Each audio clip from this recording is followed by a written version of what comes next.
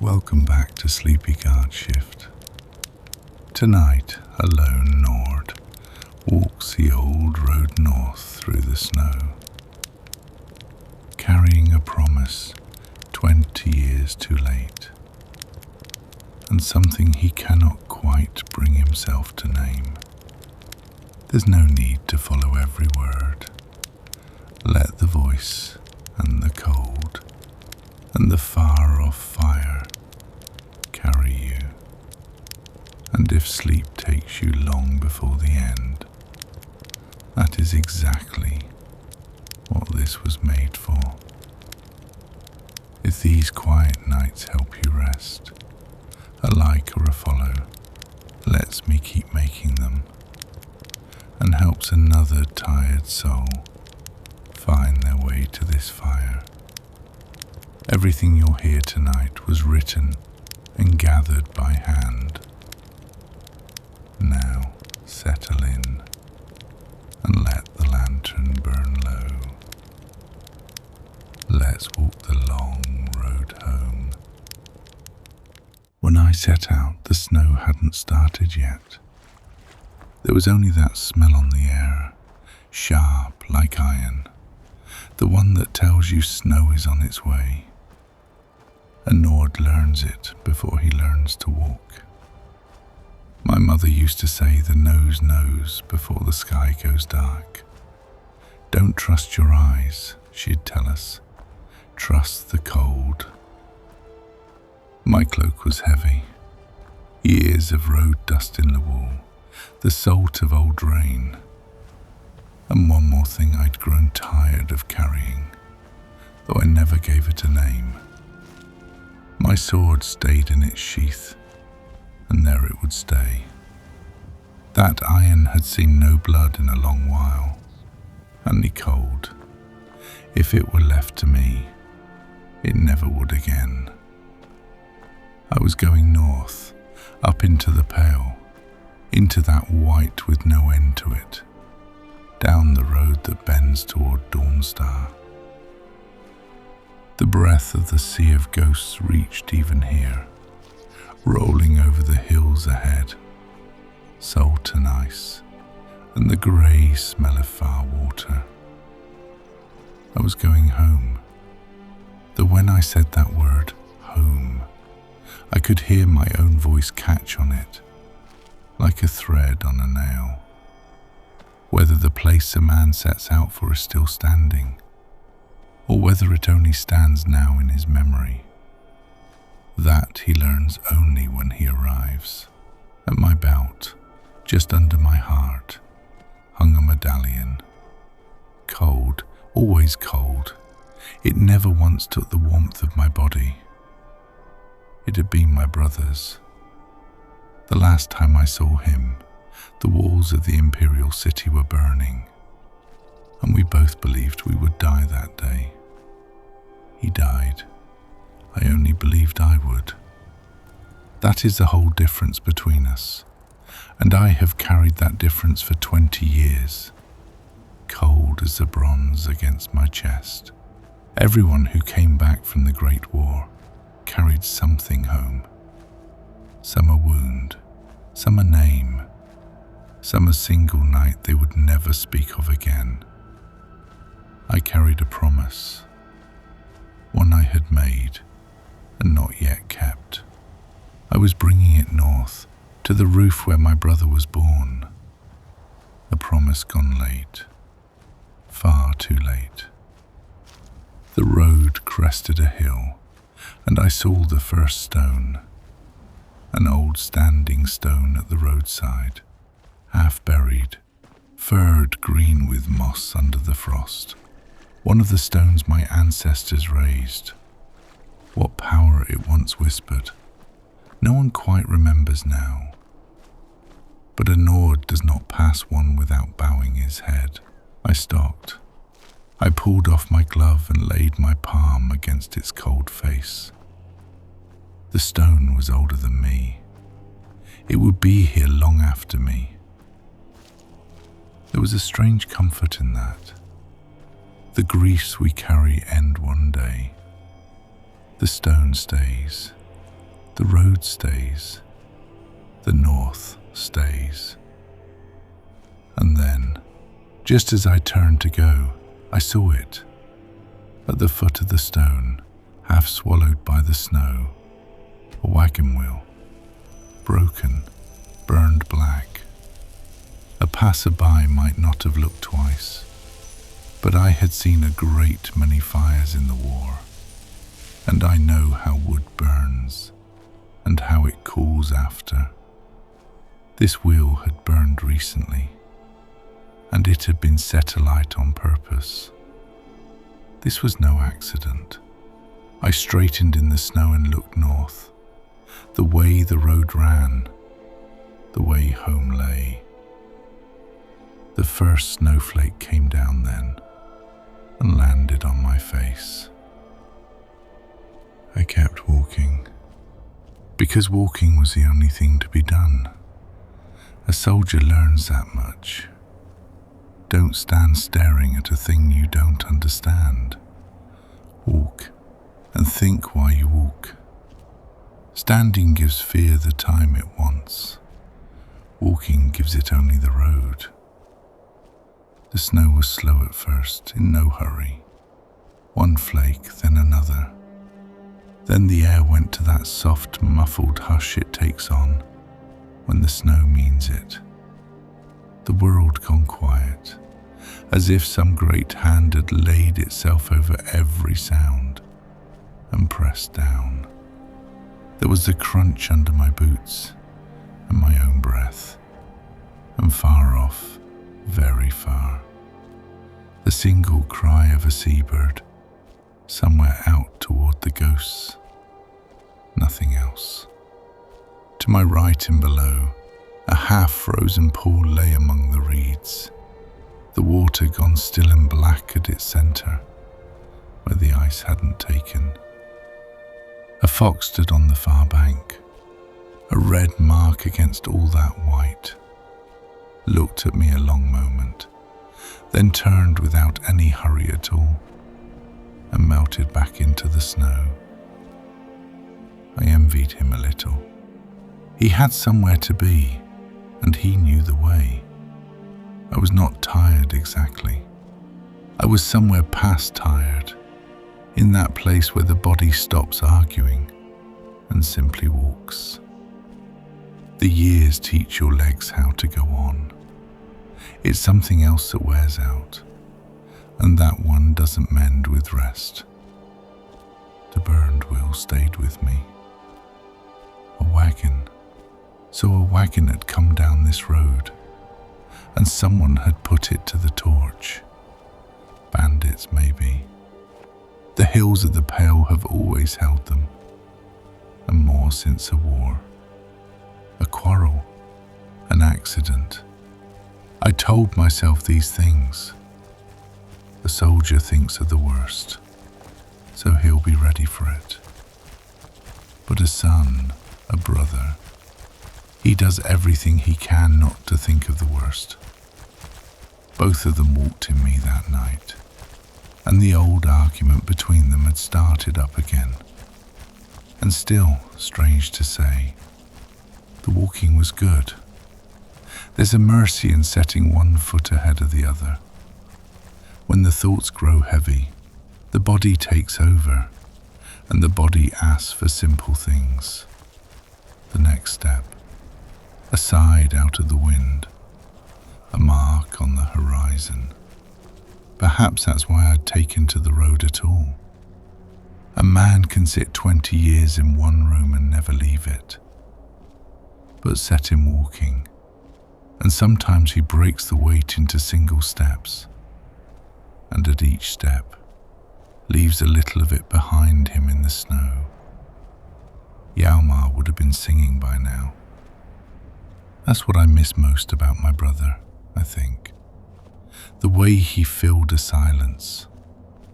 I was always the heavy one, the quiet one, the one who thought first and spoke after. He came into the world laughing and went through it the same way.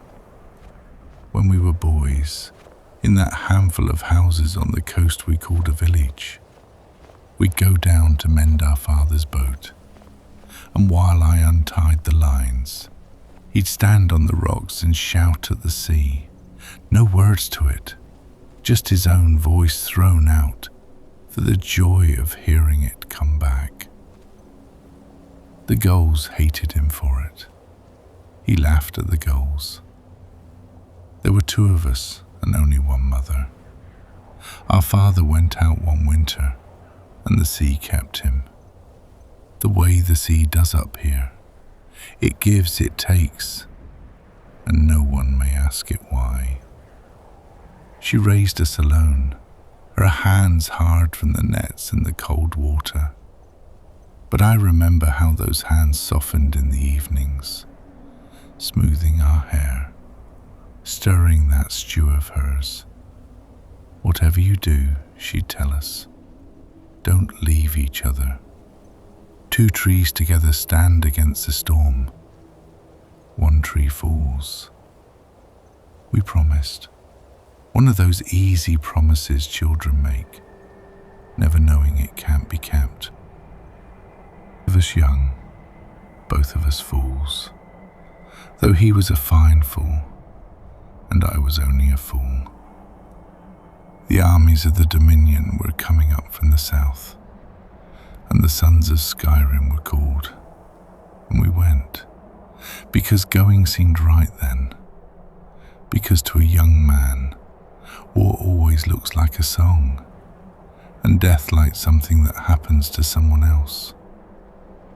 He used to tell me, when we get home, Mother's going to make that stew, the one with the thyme in it, a bowl each. He said it so many times that even on the worst nights, with the smell of death worked into our clothes, I could call up the smell of that thyme. The mind holds to strange things in the dark. At the imperial city, before its burning walls, at the Battle of the Red Ring, that holding came apart. I won't tell that day. It's been 20 years and I still can't tell it. Not the way a teller would, start to finish, in order. There are only pieces left to me. A wall of smoke, someone shouting, a weight in my arms that I understood only after to be my brother. And his last words, not an order, not a plea, only a reminder. Tell Mother, he said, don't be late. Did I tell her? No, I was 20 years late. The war ended. A paper was signed. The white gold concordat, they called it. They called it peace. Nothing ended for me that day. I came back to Skyrim, but I did not come home. How does a man carry the news of his brother's death to his own mother's face? With what face of his own? I couldn't find the courage to knock on that door and say, I came back, and he didn't. For years I couldn't. I worked in other places, slept in other towns, warmed my hands at other men's fires, and the medallion stayed cold, and the promise stayed unkept, and I carried them both on my chest, like a debt cut into stone. Why now then? Why take the road after 20 years? I don't fully have that answer myself. Maybe age turns a man back toward his debts. Maybe a man only sets down what he's carrying when he's grown too tired to carry it one more step. Or maybe, and this I could admit only here, on this road, under this snow, I was so afraid to learn whether she was still there at all, that I gave 20 years to not knowing. Fear is a kind of home too. Stay in it long enough and it won't warm you. but it will be familiar. Enough of that. Look, snow, road, breath.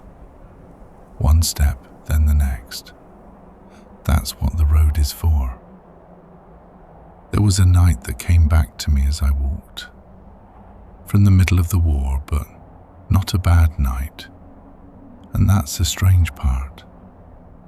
The things that stay with a man aren't the great days. They're the small, quiet ones in between. A watch. The night before the great push. Though we didn't yet know what the next day would bring. No fire allowed, in case the enemy saw. So we sat wrapped in 2 blankets, back to back, keeping each other warm in the cold. The sky was clear that night, the strange stars of Cyrodiil over us, and my brother, as ever, would not be quiet. "You know what," he said, his voice low. "When we get home, I'm done with the sea. I won't be like our father. I'll open an inn, a little one by the road. There'll always be a fire in it, and I'll stand at the door, and to everyone who comes in I'll say, 'Welcome, come and get warm.'" I laughed quietly. "You run an inn? You'll drink all your own mead the first week." "Maybe," he said, laughing too.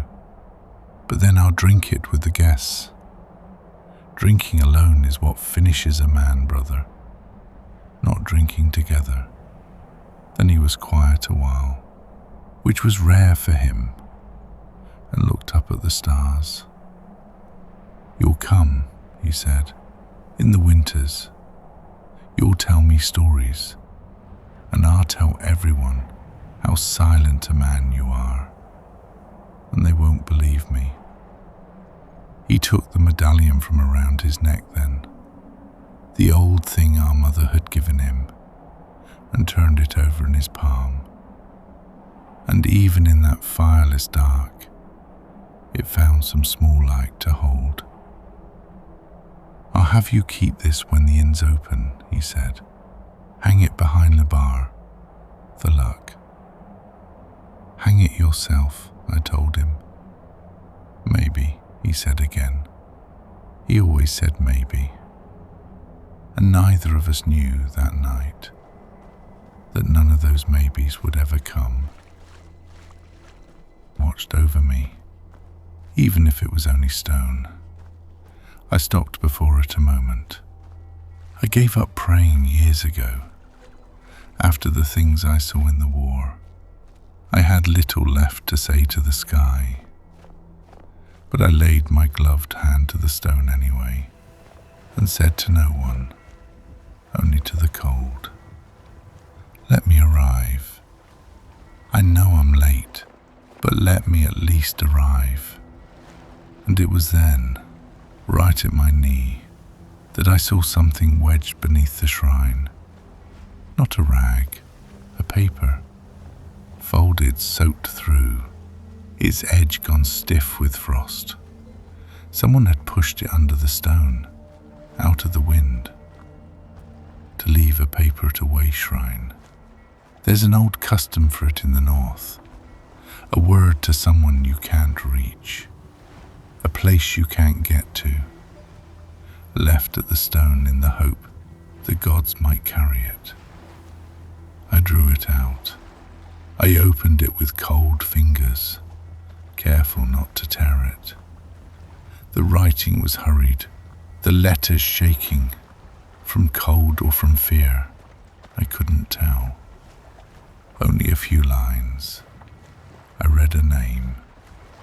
Then I read one sentence more, and what I read held me where I stood, the snow gathering on my shoulders.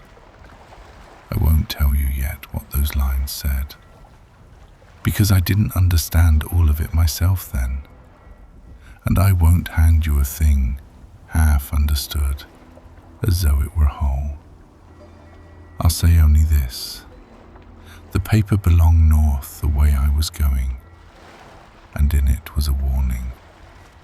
Someone who had come down this road before me had left a sign for those who came after, and the sign said, "Be careful," and at the very bottom, so small I almost missed it, one more word, as if the writer had added it at the last. "Don't be late." When I read that, the paper went heavier in my hand. The world gives a man his own words back sometimes, out of the stranger's mouth, and there's no use asking why. I folded it and put it beside the medallion, in the pocket over my chest. Two cold things side by side. For a while the road ran along the edge of a marsh, a wide, low water, just starting to freeze, a thin mist over it, hanging without a stir, as though the ground were holding its breath. The ice hadn't fully taken, and here and there, the black water still showed through the white, like open eyes. I love and don't love places like that. They're beautiful, but they remind a man too plainly how alone he is. Far to the west, past Morthal, the broader marshes run, those fog-drowned lands. And about those lands, there's a tale from my childhood that came to me on its own there, by that frozen water, uncalled, unwanted. The Pale Lady, they called her. My mother told it to us not as a fright, when we'd been bad. She wasn't that kind. But only on winter nights, when it came round to her turn for a story. They say she was a living woman once, and she had a daughter, and she lost her. How, no one rightly knows. Some say the water took the girl, some say the mists, and the mother's grief was so great that even death did not still it. She came back through the fog, neither living nor dead, and from that day she walks the marshes, looking for the daughter she lost, looks and looks, so long that they say she'll take a child who strayed from the path, thinking it her own, not to harm it, only to have something near her. Grief does that to a soul. It starts to see what it's looking for in everything. The heirs of Isgramor fought her for years, and at last sealed her under a stone with a blade. But a sealed grief is not a finished grief. It is only a grief put to sleep. I stood by the frozen water and looked into the mist, and for the first time in my life maybe, I pitied her. As a boy I feared her, now I understood her. For 20 years I'd been looking for something too, and doing everything in my power not to find it, because to find it meant to accept it. Perhaps the only difference between us was this: I could still walk. She was caught in the fog. Under my breath I told her, "Let me arrive, and maybe your weight will lighten a little too." Foolish, but a man says strange prayers in the cold. The mist did not stir. There was no answer. There never is. And perhaps that is the greatest mercy of the mist. Its silence. If you're still walking with me, one soft word, and then I'll say no more of it. A like or a follow quietly helps these stories reach others who cannot sleep. Thank you for being here tonight. Now, back to the road, back to the snow and the dark that waits ahead. A little past the marsh, set back from the road, I saw a farm, a low stone house, a barn beside it, half a fence still standing around them, a Nord steading, a hard life on this ground, but an honest one. A traveller might pass it without a glance, this late, with the snow drawn like a curtain.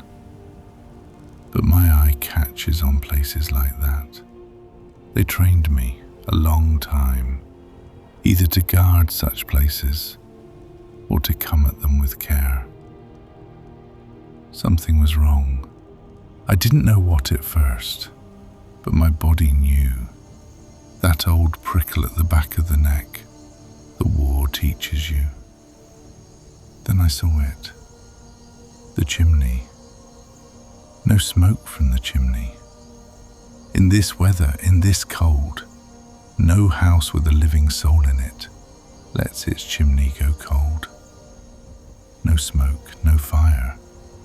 No fire, an empty house, or worse. I turned off the road, my hand going to the hilt without my asking it to, which it hadn't done in years. I came up to the door. It stood open, wide open, and the snow had blown across the threshold, a tongue of it reaching a hand's width into the house. No one leaves a door like that in winter. Either they went in a great hurry, or they were not let to choose. I looked in without going in. A table not overturned, so not a robbery, or the robbers had been quick. By the hearth a chair, and under the chair, fallen to the floor, a small thing. I bent and picked it up. A horse carved from wood, a child's toy, roughly cut, the kind a man makes slowly, with love. The paint worn off in places. What has to happen for a child to leave its toy behind? What child leaves its horse and goes? I set the toy on the table, upright, as though its owner were coming back for it. A foolish thing to do, I know, but some things a man cannot leave lying on the floor. I went out, in the snow behind the house, running off toward the north. There were tracks. The snow had softened them, but not buried them. Many feet, and among them, deeper, heavier, a single line, a wheel, a wagon, gone north. The paper in my pocket, that shaking hand, was all at once far heavier. Be careful, it had said. Don't be late. Someone was coming down this road, and where they passed the fires went out. And that road ran the same way mine did, the same north, home. I stood there a long while, the snow building on my shoulders, and inside me, the two men took up their quarrel again. The soldier who says walk and don't think, and the brother who cannot keep from thinking the worst. Then I turned and went back to the road and made my steps quicker, not from fear, or not only from fear, from the haste of a man who has been late to one thing already and cannot bear to be late to another. As the dark came on, the road carried me past an old ruin, a tower once maybe, or a watch post. Now only the stub of four walls, the roof fallen in, the stones sleeping under the snow like a carcass. Nord ruins are like that, older than us, from when the first men set foot on these shores. Mostly only the wind lives in them now, but in some of them, down deep, There are those who do not sleep. Draga, we call them. In the old days they laid their dead in barrows of stone, with king and priest, to serve forever. Over the years the buried dried and hardened, and turned to something neither living nor dead. And still they wait down there in the dark, unable to forget a duty given to them an age ago. Whether to pity them or fear them, I never knew. Both, I think. Their only crime was this: they could not let go. A Nord does not fear death, so we're taught. The brave dead, the rightly dead, go to Sovngarde, to Shore's great mead hall, the hall of valour, where the fire never dies and the mead never runs dry, and a man finds again every friend the wars took from him, young again, laughing, waiting. As a boy that comforted me. Whether it comforts me now, I'm less sure. But I have need of it, and need will stand in for faith some nights. Because the question I've carried, past every barrow and every cairn, is always the same one. Did Hjalmar reach it? Is he there now, in that warmth, in that laughter? Or is he somewhere still, under a wall of smoke, still waiting on me to say his words for him? He died bravely, I saw it. For a Nord that should be enough, but for an older brother, nothing is ever enough. I touched the medallion through my coat. If you're there, I said low, don't send me a sign. I don't want a sign. Just be there. Be warm, that's all. And it was then from the corner of my eye that I saw it.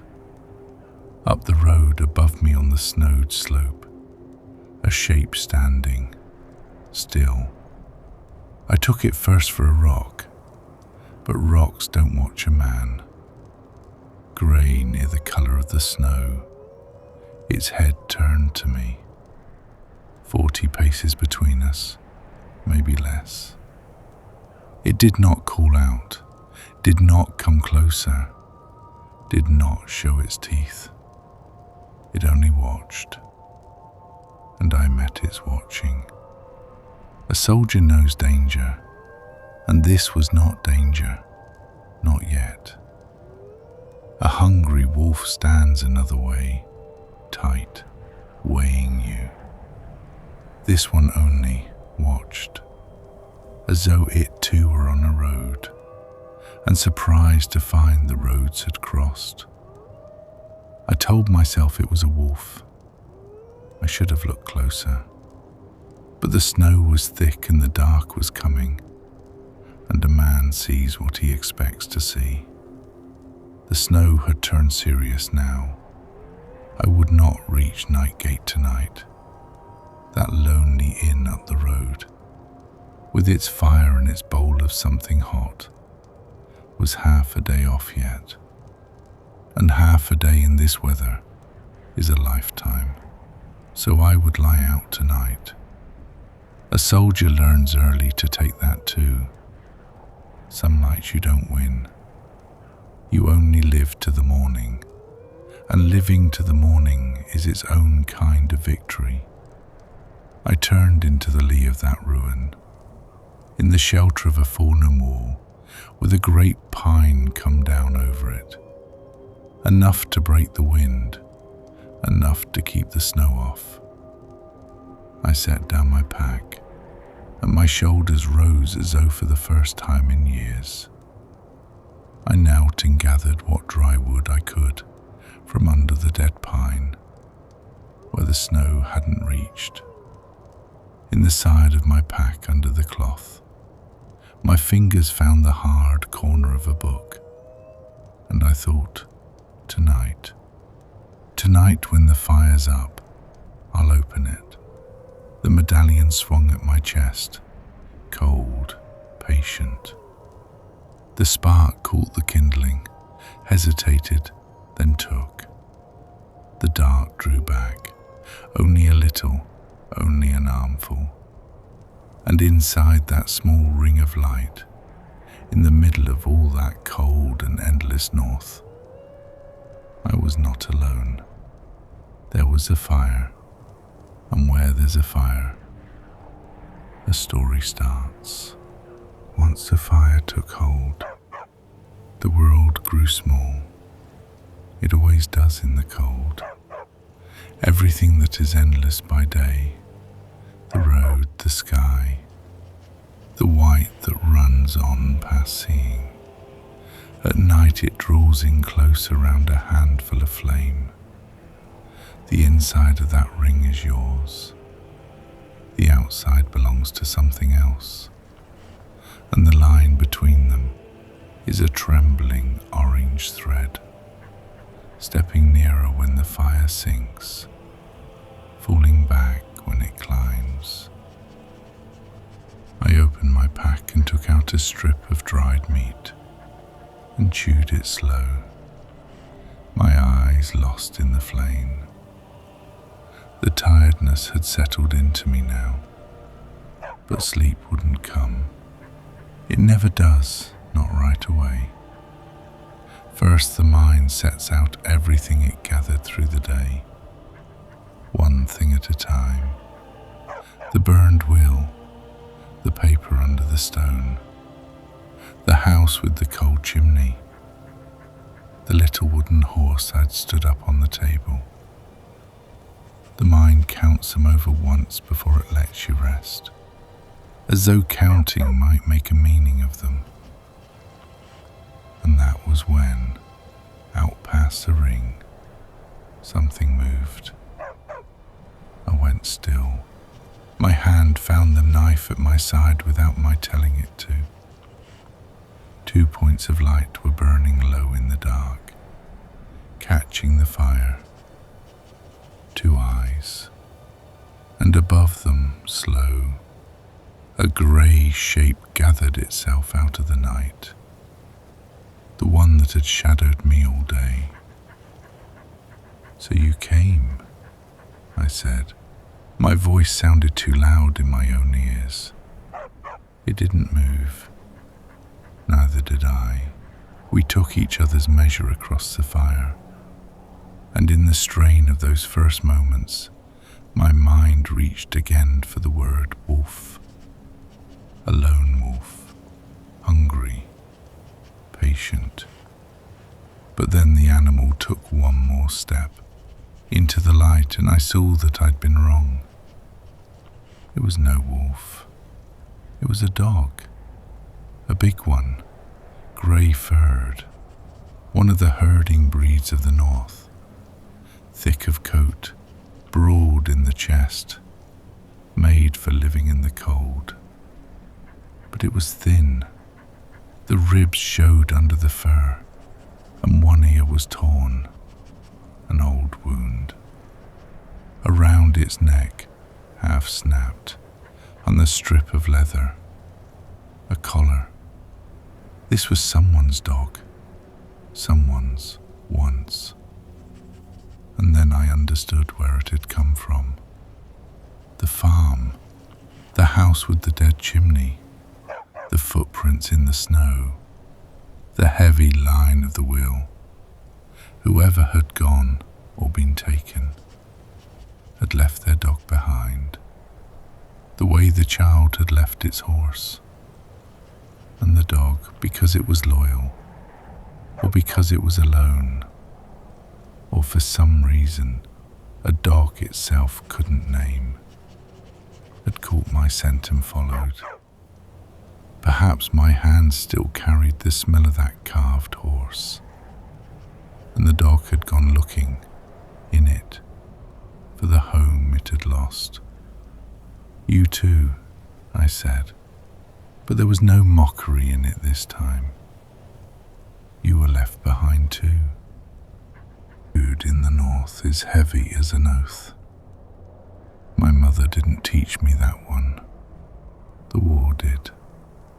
Share your bread with a hungry man, and that man guard your back till he dies. So I tore the last of the dried meat and set one end of it down on the snow at the very edge of the firelight. Then I drew back. There was no forcing it, only an offer. Come, and it's yours. For a long while it didn't stir. A dog's fear, an abandoned dog's fear, runs deep because it has learned the one thing a wild animal never does: that a man can love a thing and then leave it. And there is no wound like that one. Then hunger beat its fear, or maybe the loneliness did, and it came low, almost crawling on its belly, took the meat, drew back and ate. Its eyes never once left mine. All right, I said. There's nothing between us. I'm like you. Neither of us belongs anywhere, and we both keep walking anyway. When it lay down at last near the fire, I saw the torn ear better in the light. An old wound, yes, but not all old. At the tip, where the blood had dried, there was a fresh split too. It had fought something, defending the ones who left it maybe, or after, alone, against something wild. Dogs don't tell. They carry their wounds the way we do. Only, unlike us, they're not ashamed of them. I took a clean strip of cloth from my pack and wet it with a little water from my skin. Cold, but clean. Hold still, I said, as though it would understand. And maybe it did, because it held still. I wiped the ear gently. The dried blood, the crust of snow. It trembled but didn't pull away. For a beaten animal to take a hand that hurts as a hand that helps. That's the hardest trust in the world. Most men never learn it. This dog, abandoned as it was, had. And that shamed me somehow. For 20 years I'd bitten every hand that tried to help. There, I said when it was done. There. We're each of us missing a piece. So be it. Missing things still walk. Talking, I think, is needed most when there's no one to hear it. The years I walked alone and talked alone, under my breath mostly. Sometimes on the bad nights, aloud, which frightened me, because a man hearing his own voice is the measure of how far out he's drifted. But now there was a pair of ears across the fire, and they turned a little toward me each time I spoke, and that, however foolish, was enough. To talk to a dog is not to talk to yourself. To talk to a dog is the smallest, cheapest way back into the world. I won't name you, I told it. Fixing the wood. Don't go waiting for that. Name a thing and you've kept it. I don't keep things anymore. Look at me. I'm a dog that lost its master too, only uglier and older. It tilted its head, that old gesture, the one I'd thought a wolf's all day. And I understood now that in every watching look it had given me on that road, There had only ever been a dog's question. May I come near? Most of what we fear, looked at closely, turns out to be a thing in search of company. Maybe all fear is. Maybe the pale lady is. The pale woman in the mist. Maybe she too is only a thing afraid to come close. And we made a monster of her because it's easier to fear a grief than to understand it. Then it rose, came round the fire and, wary, ready to bolt, lay down at my left side, my swordless side.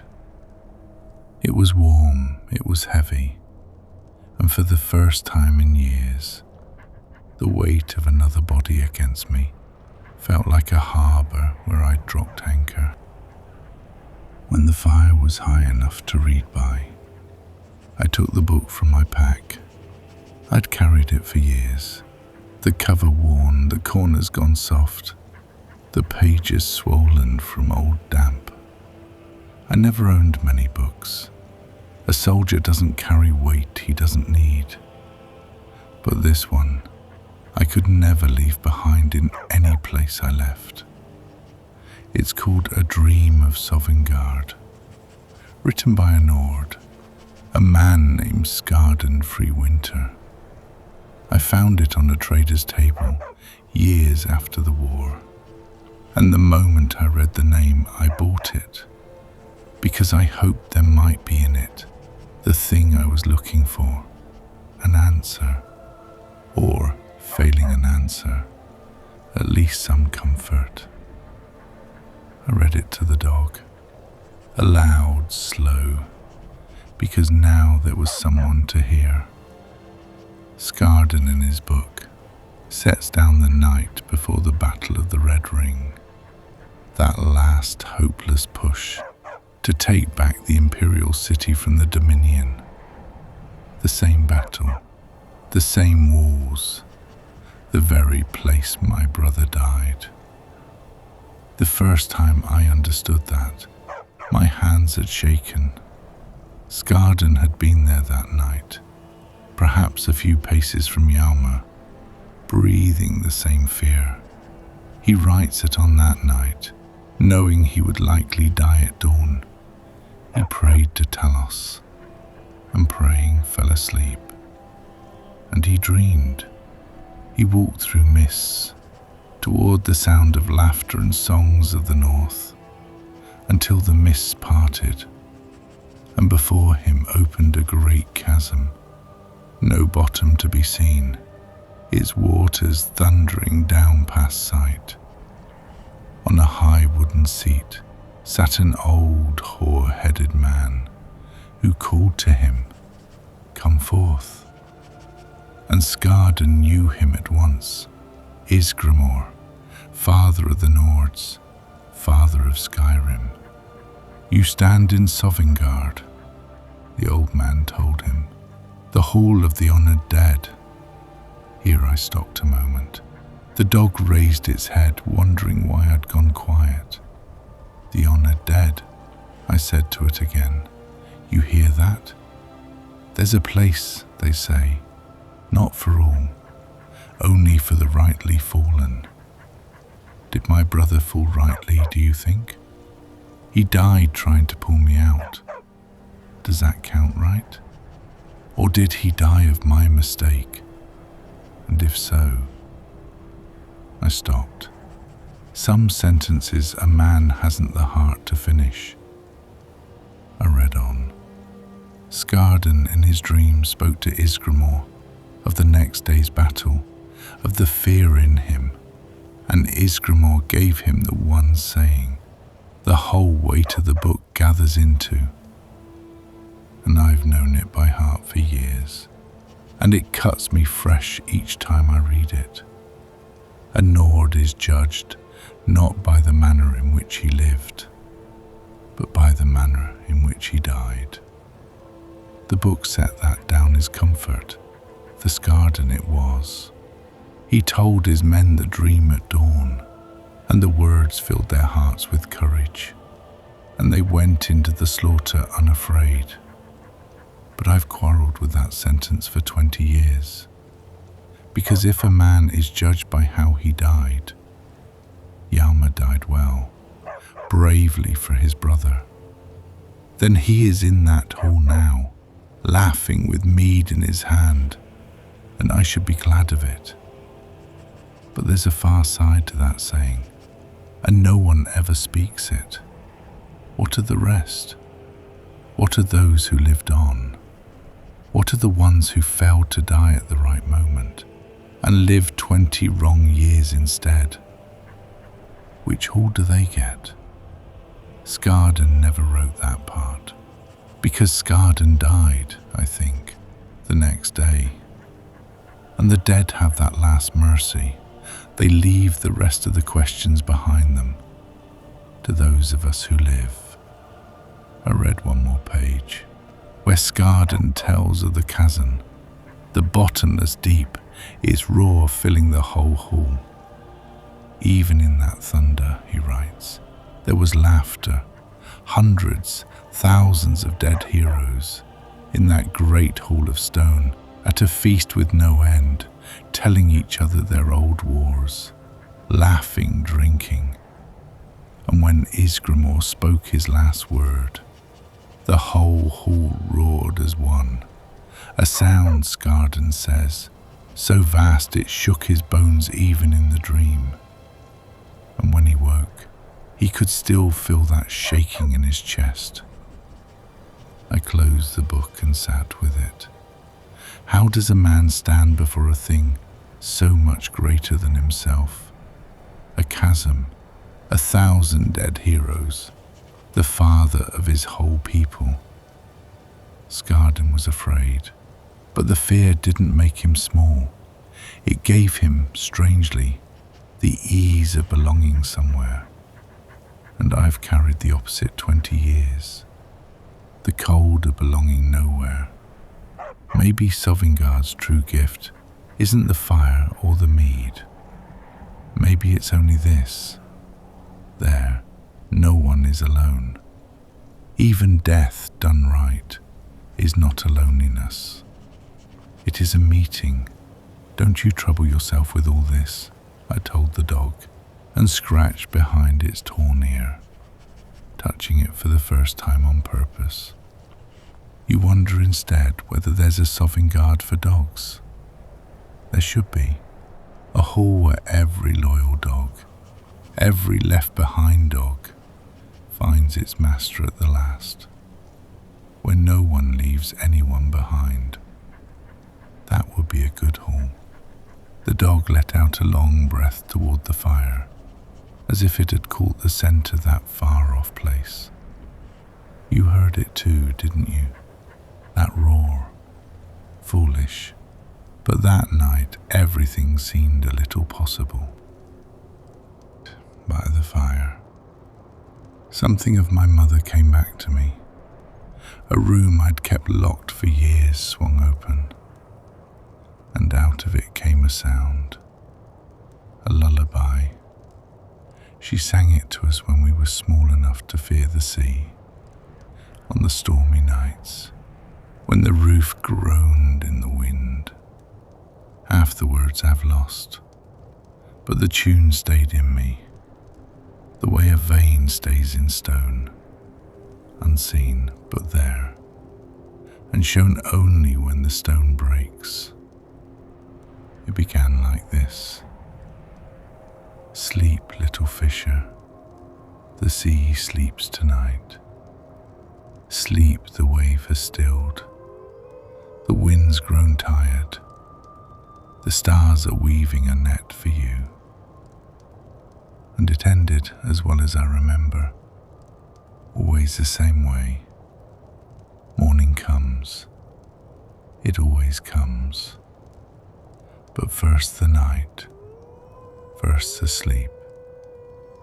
Don't fear the dark. The dark is only resting light. Hjalmar would sleep to that song. I wouldn't. I was always the last to sleep because I was the elder. and I wouldn't close my eyes until I was sure my brother had closed his. Maybe that's been my whole life. A man trying to make sure someone else is safely asleep and never sleeping himself. In Cyrodiil, that last night, on the watch, I didn't sleep either. And at dawn the drums sounded, and my brother never slept again. And here I still am, still not sleeping, still waiting for someone to be safe. And that someone is gone. I hummed it under my breath. No words, only the tune. Not for the dog, not even for Hjalmar. For myself, I think. Or for that young man 20 years gone, who never slept, who still keeps watch somewhere inside me, still afraid the morning won't come. I lifted my head and looked up. The snow had stopped, I didn't know when. The clouds had pulled apart and the sky of the north stood over me. That sky you only see on the coldest, clearest nights. And then they came out, the lights, ribbons of pale green and of faint violet, drawn slow across the black, folding and unfolding, soundless. We have 100 names for them in the north, and not one of them is enough. My father steered by the stars beneath them. He showed me once, when I was very small, which star always holds the north. That one doesn't wander, he said. Everything turns, but it stays still. If you're lost, find it, and the sea will do the rest. I thought of the night the sea took my father. I wondered if, at the end, he could see that star. I hope he could. It's good for a man at the going to have at least one thing that doesn't move to look at. Under that cold light, for a moment, all my dead were together. My father in the water, my brother before the walls, and perhaps, as I feared, my mother too, under that far roof.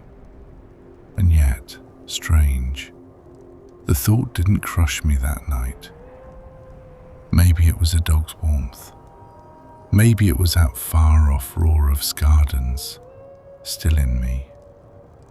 Grief, when it's shared, forgets its weight a moment. You don't set the load down, but you feel another shoulder under it, even a four-legged one. And that night, under those lights for the first time, I carried my dead as company, rather than as a debt. They too had once walked under this sky. I was walking still. That was a thread between us, not a cut. Then the dog lifted its head, sharp all at once. Its ears went up, its body tightened, and toward the dark, toward the road, it gave a low growl. Not a bark, only that deep warning out of the chest. I froze too. The years had taught me this. An animal's ear sees long before a man's eye. I listened. At first only the wind, then, far off, very far, to the north, the way the road ran. Something. A sound, a light, I couldn't tell. Maybe a hoofbeat swallowed by the snow. Maybe a cry. Maybe only the wind playing some trick across the rock. But the dog had heard it, and the dog didn't like it. And I was only learning to trust the dog, and already I trusted it. I let the fire down a little, Too much light in that dark was an invitation, and I wanted to invite no one. I laid my hand on the dog's back to settle it and myself. "Easy," I whispered. I heard it too. There was something north, the thing that burned the wagon, that put out the farm's chimney, that left a shaking note under a stone. Whatever it was up there, ahead, the way I was bound. And come morning I would walk toward it, because home lay that way, and a man cannot stop walking the road to his home, even knowing what may wait on it. Maybe least of all then. For a long time neither of us slept. We waited. The dark said nothing more. Slowly the dog's body eased, and then mine. Danger, when it doesn't come, wears a man down the slyest way of all. You hold yourself ready, and it never comes, and you only grow tired. I don't know how I crossed into sleep. I never do. Sleep doesn't come to me like a gift, but like a thief, quiet, before I know it's there. And I dreamed. I was walking in mist, the way Skyrim walked in his book, toward the sound of laughter. But it wasn't the songs of the north I heard this time. It was my mother's lullaby, coming from beyond the mist. And I was walking toward it, and the mist would not part. "Yalma," I called. I heard someone laugh. His laugh. The laugh of that boy shouting at the sea. Close, just behind the white. "I've opened an inn here," his voice said. "I'm waiting at the door for you." "But you can't come in, brother. You always stay at the door." "Why do you always stay at the door?" I woke. The sky was greying. That cold grey northern dawn. Not day yet, but no longer night. The thin line between two worlds. The fire had fallen to ash, but the dog was there, beside me, having given me its warmth all night. And now its eyes were open, watching me. It had waited. It hadn't gone. I found my face was wet. The wind, I told myself. Always the wind. I sat up, stretched the stiffness from my joints, and looked at the dog. And it looked at me. And I knew I wouldn't keep the promise I'd made myself.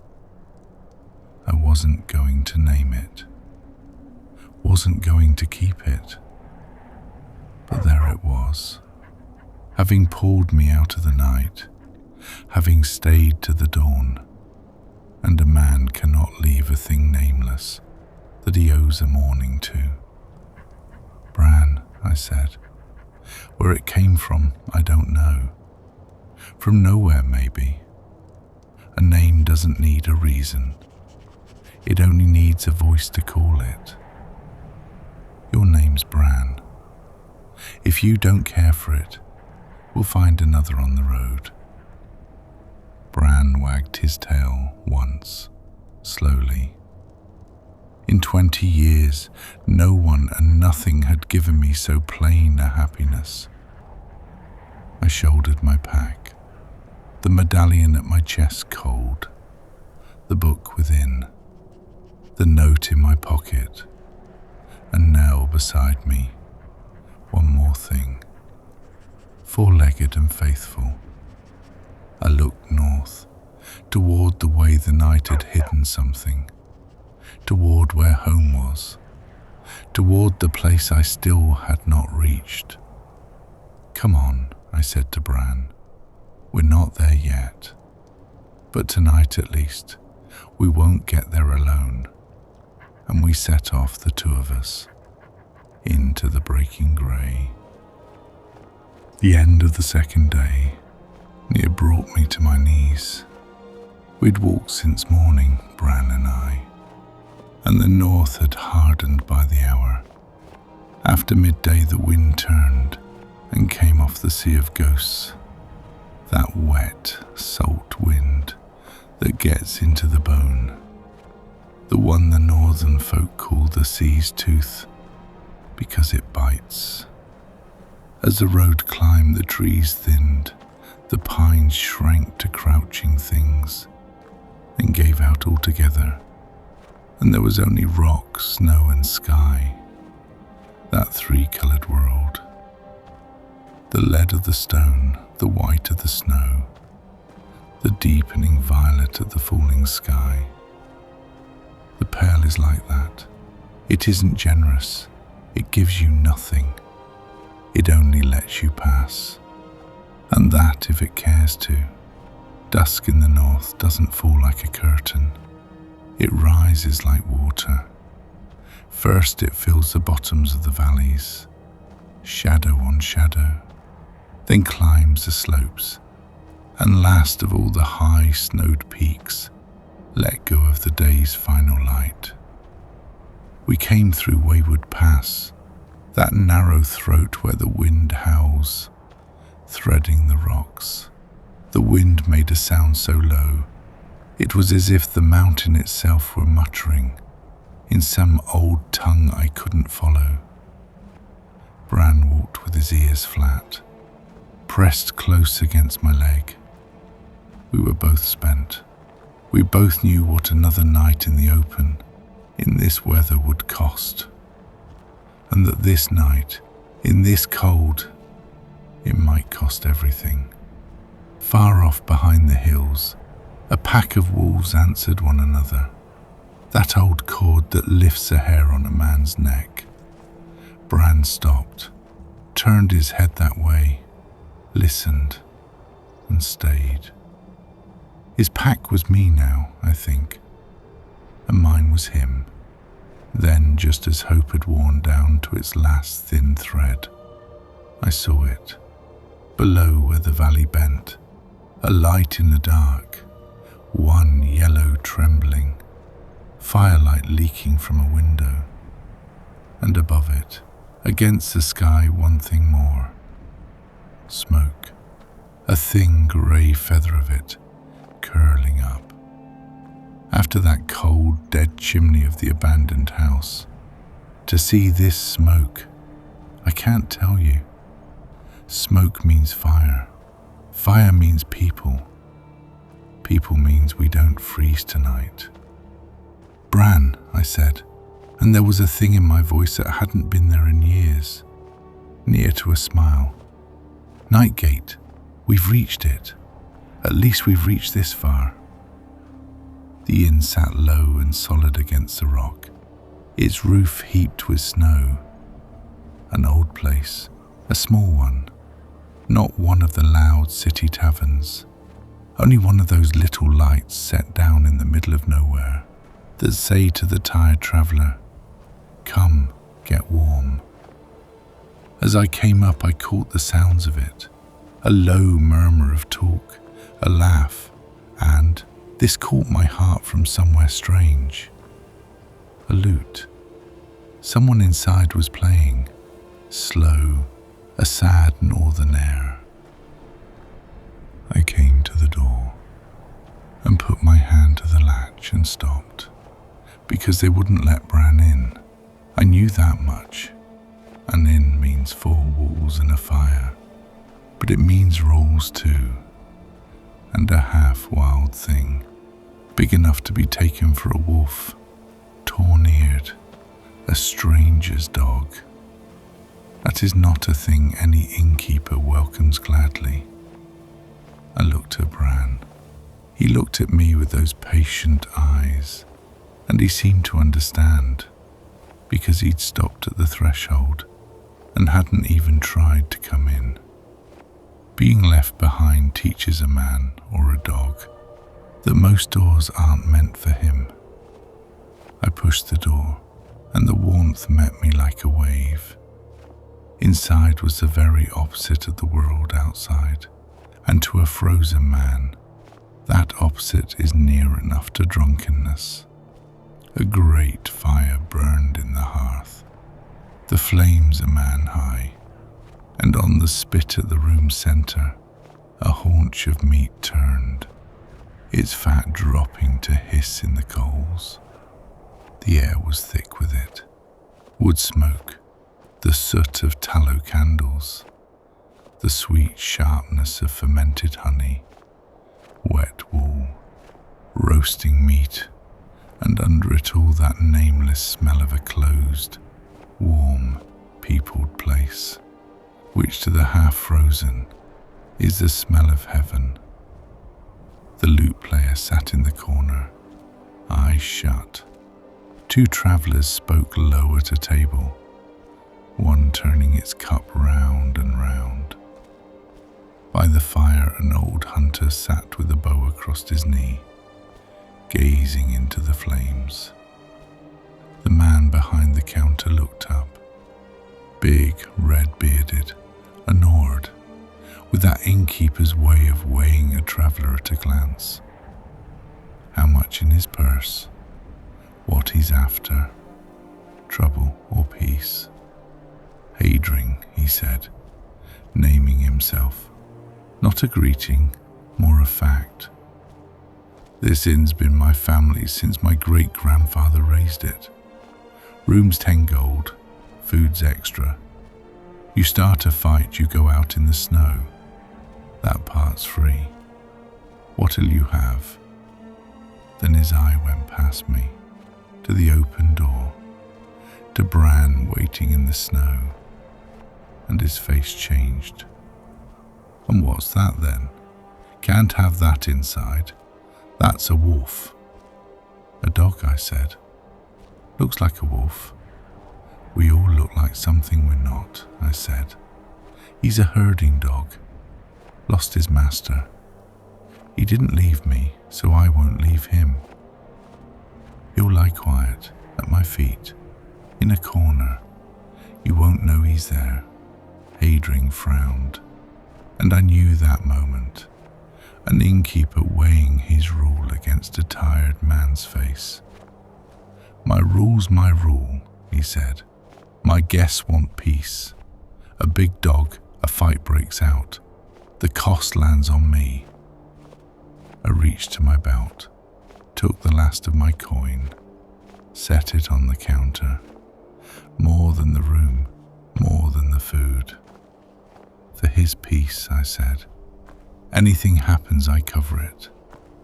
But nothing will. Hadring looked at the coin, then at me, then at Bran.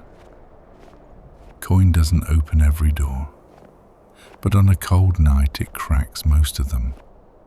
Still, it wasn't the coin that turned him, I think.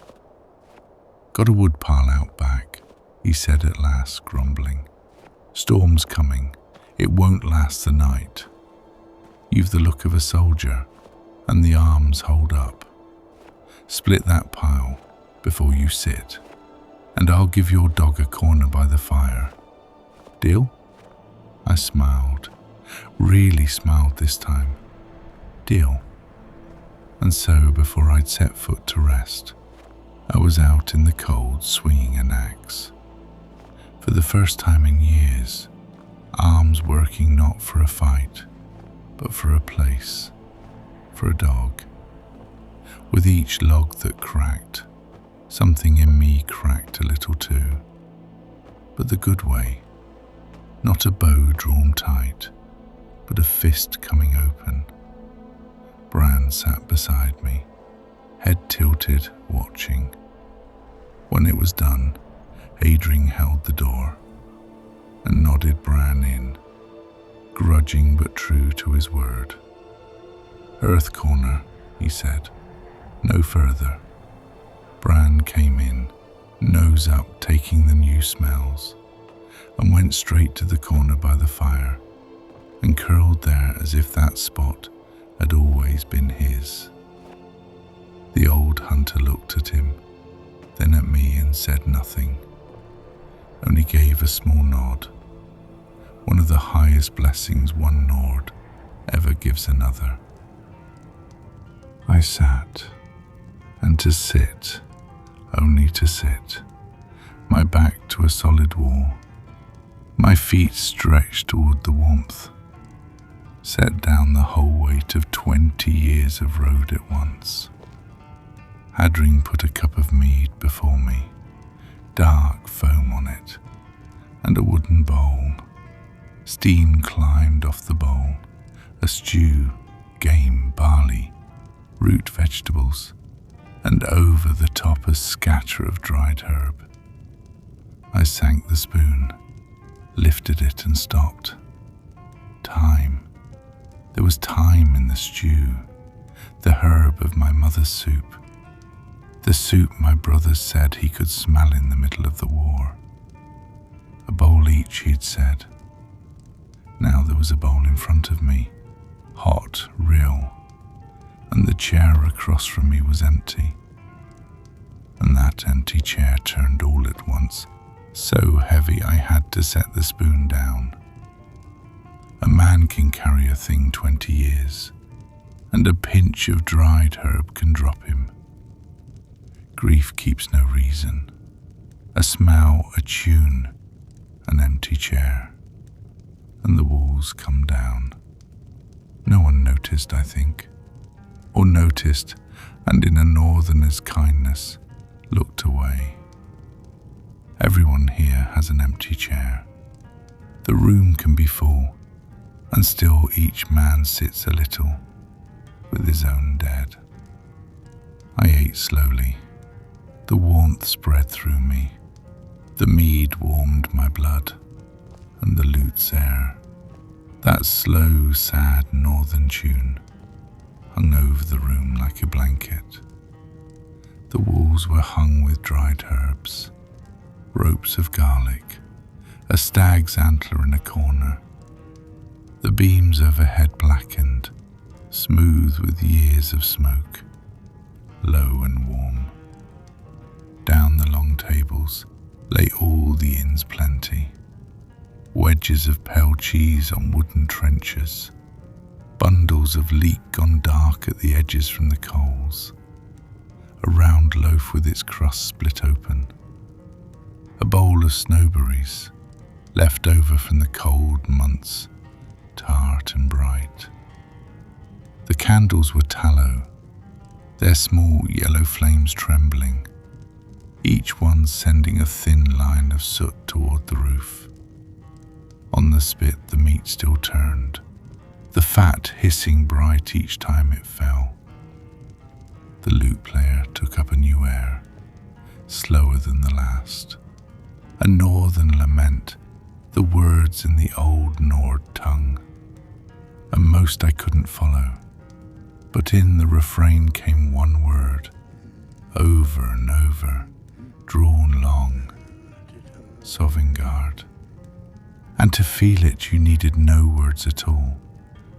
It was a song of a man coming home, to the hall, to the long table. Most northern songs are, in some shape. Every one of them is at the root a song of return. The travellers held their cups low. The old hunter shut his eyes, and for a moment that lonely inn, that small fire in the middle of nowhere, felt like the fullest place in the world.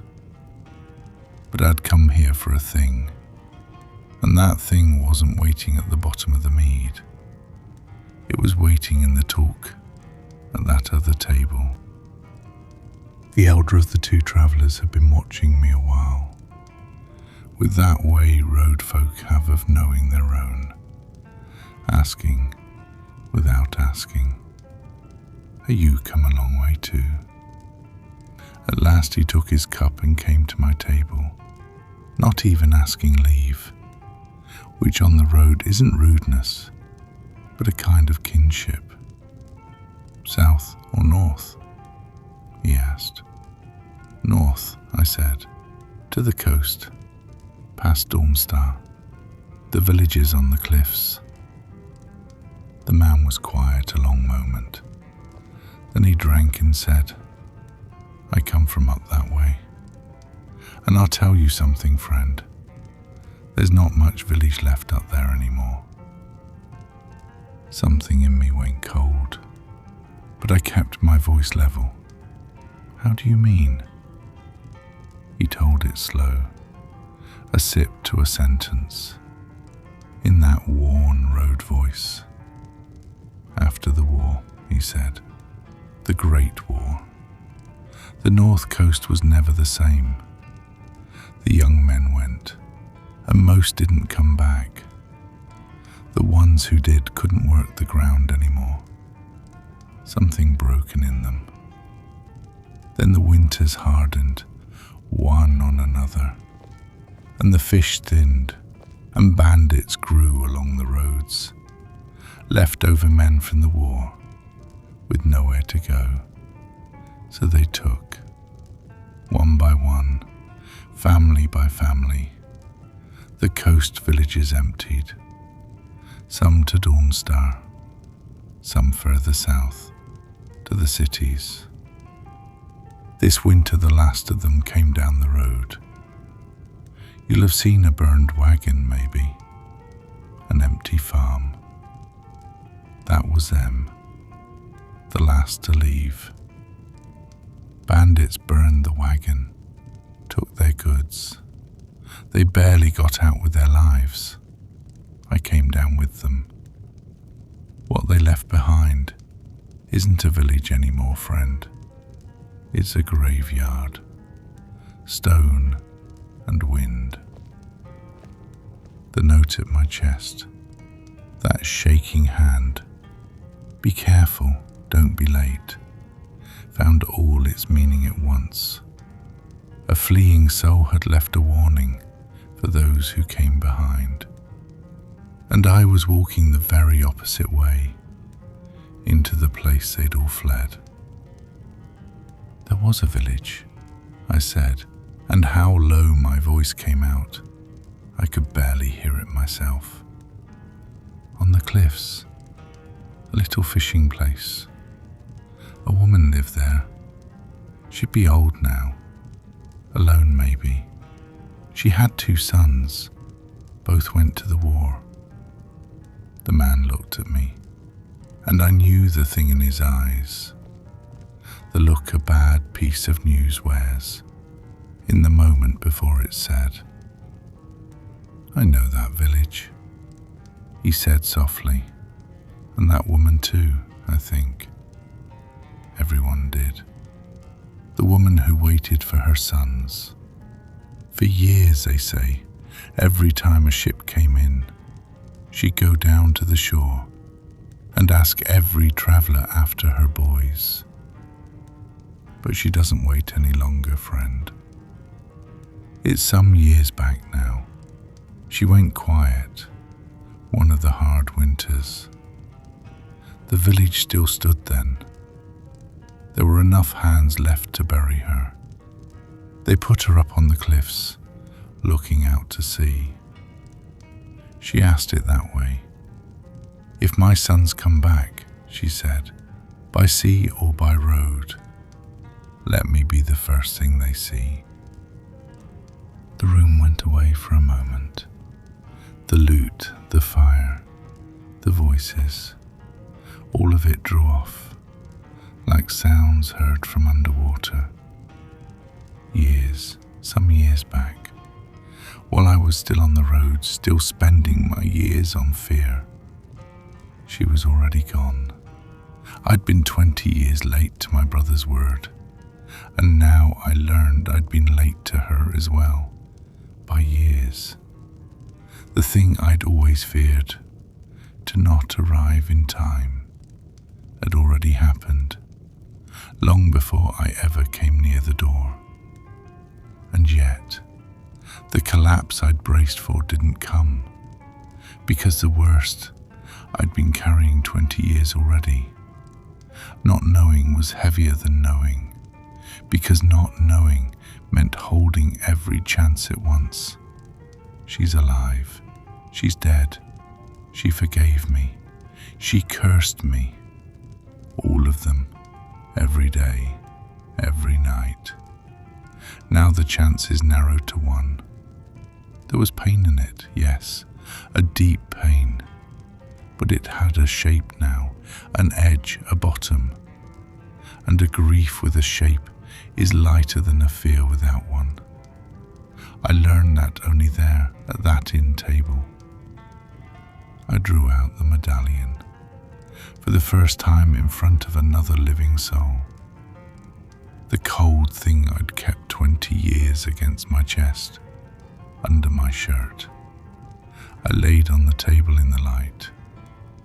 His name was Halmar, I said. My voice broke, but I went on, because once started, to stop was harder than never to have begun. My brother, this was his. Our mother gave it to him. He died before the walls of the imperial city, at the Red Ring, trying to pull me out. His last words were, "Tell mother, don't be late." For 20 years I've carried that. I was bringing it home to her. I knew I was late. I just didn't know how late. Now I know. I'd said it, the thing I couldn't say to a single soul in 20 years. I said in the middle of an inn, to a stranger, to a dog, to a fire. And saying it, I didn't shatter the way I'd always feared. The opposite, hard to tell it. Something eased, as though those words had sat in me like a stone 20 years. And to say them aloud was to set the stone down at last. It was heavy still, but it wasn't on my back any longer. It was on the table, in the light, a weight now shared. The old traveller didn't reach for the medallion. He had that much respect, but he looked at it a moment, and then at me. Where they laid her, he said quietly, up on the cliffs. You'll reach it tomorrow, a day's road, no more. And then, with that gentleness, a northerner so rarely shows, he added, You're late, aye, but you're going. Most men never go, never even take the road. You took it 20 years on, and you're still walking it. That counts for something, friend. Maybe more than you'd think. That night I thought of the dream in Skarden's book, and of my own. Hjalmar's voice through the mist. You can't come in, brother. You always stay at the door. Why'd you always stay at the door? Now I understood. For 20 years it wasn't at Sovngarde's door I'd been standing. It was at the door of my own life. I was afraid to step inside, to love, to lose, to belong to anything. Because everything you belong to can one day leave you. The way the sea took my father and the war took my brother. So I stayed at the door, 20 years on the threshold, neither in nor out. But tonight I'd gone in. I'd had a real door opened, for a dog. I'd said my brother's name to a stranger. I'd eaten a bowl of stew, the one with thyme in it, down to the bottom. Small things, but a threshold is crossed in small steps. That's the only way it's ever crossed. Adrin gave me near the fire. Not a room, his rooms were full, but a long wooden bench and a few hides. Make do tonight, he said. You're near the fire at least. To me it was a luxury, for a man who'd slept 20 years on the ground, in the cold, one eye open. A bench by the hearth was a king's bed. I lay down on the hides. Bran from his allowed corner rose quietly, and Adring didn't see, or saw and let it go, came and curled at the foot of the bench, against my legs. His warmth reached my skin. The fire was sinking, its crackle slowing. The lute had long gone still, and the inn settled by degrees into its night quiet. A far-off snore, the whisper of the coals, and outside the wind that could no longer touch me, dull beyond the walls. Outside the storm had broken at last, the one Hadring feared. The snow drove past the cracks in the shutters with a thin whistle, but it couldn't get in. Past the walls the world was a white fury, and I, dead center of that fury, behind a wall of logs, beside a dog, was warm. A man's deepest peace comes from that, I think. Not from the absence of the danger, but from being this close to it and safe. A hand's width away the storm, and that hand's width is everything. I looked up at the blackened beams, at the last shadows playing over the coals. One tallow candle guttered and went out, and a corner of the room sank into a soft dark. The embers, red and patient, seemed to breathe, brightening, dimming, as though the inn itself and all its tired travellers drew one slow breath together. Bran's chest rose and fell at the same slow measure, and without meaning to, I set my own breath to his. The three of us, man, dog, fire, on one slow tide. I closed my eyes, and my mother's lullaby came, uncalled, but not as a wound this time. Sleep, little fisher, the sea sleeps tonight. I hummed it under my breath, on my lips, and this time not for anyone else, not for my brother, not for that young man on the watch. This time for myself, here, now, at last. Morning comes, it always comes, but first the night, first the sleep. Tomorrow I'd climb to the cliffs. I'd stand at the grave that looks out to sea, and lay the medallion in the earth, and keep, late as it was, the promise I made 20 years ago. Mother, I'd say, Hjalmar died with honor. He saved me. He's in Shore's Hall now, laughing, waiting. And I came at last. I'm late, but I came. But that was tomorrow. Tomorrow had a road of its own. Tonight there was only sleep. For the first time in 20 years, asleep with no watch to keep. A dark I wasn't afraid of. Don't fear the dark, my mother used to say. The dark is only resting light. Bran breathed deep beside me.